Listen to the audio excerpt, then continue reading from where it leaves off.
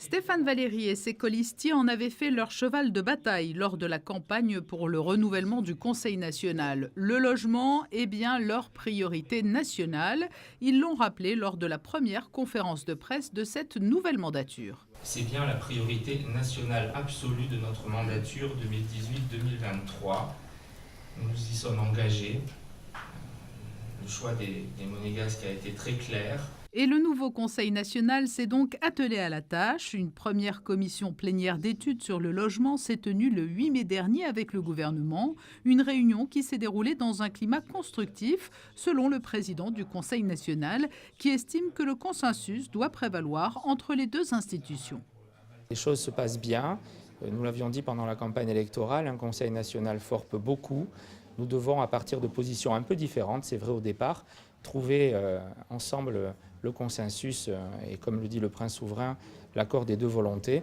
Je n'ai jamais pensé un instant, et qui aurait pu le penser de toute manière, que le gouvernement ne tienne pas compte du résultat des élections, de la volonté des Monégasques clairement exprimée.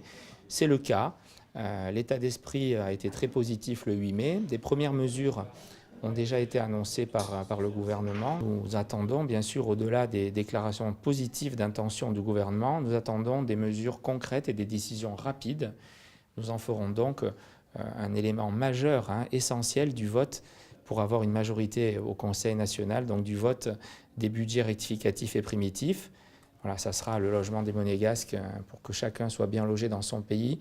Une clause plancher essentielle. Aujourd'hui, le Conseil national estime qu'il y a urgence à agir et redoute une pénurie. Selon ses projections, d'ici 2023, 781 logements supplémentaires seront nécessaires pour les Monégasques par rapport à aujourd'hui, alors que les prévisions actuelles en matière de programme de construction portent sur 383 futurs logements dans 5 ans. Et cela sans compter les répercussions pour les enfants du pays qui sont directement concernés par la proposition de loi qu'entend déposer le Conseil national d'ici la fin de la semaine. Nous pensons aux enfants du pays et donc nous voulons dès vendredi effectivement déposer une proposition de loi qui va viser à pérenniser le secteur protégé qui est louable par des Monégasques, des enfants de Monégasques et des enfants du pays. Donc aujourd'hui, il est totalement occupé par les Monégasques que nous voulons, eux, déplacer dans les domaines dans les prochaines années.